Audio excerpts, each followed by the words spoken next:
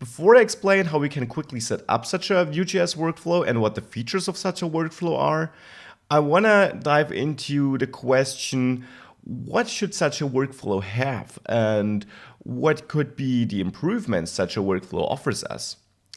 I would argue it should have a build process which kind of optimizes our code, which means, for example, that we are able to write ES6 code, so next JavaScript versions code, and that it gets compiled to ES5, so that we can use all the cool new features of ES6 and still have code which runs in the browser. I would also say that we need a development server. And now this is something which causes some confusion, because you would say, well, Vue.js runs in the browser. Why would I need a development server? You have to think of it like this.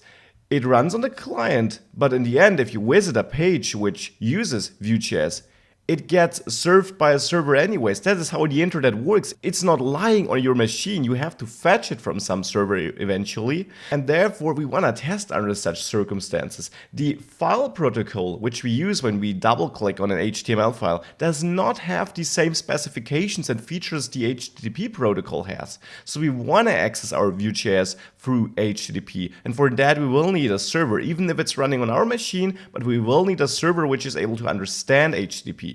So we are able to test under more realistic circumstances. Additionally, we might have a project where we're not loading all the files at startup, because yes, we might have a bundle with our code, but later in the course, we will get to projects where we lazily load certain parts. So where we say only if we visit a certain section or part of our application, only then we want to load the associated script files or whatever. In such a case, you also need a server, otherwise there is no, well, fetching after the initial loading possible.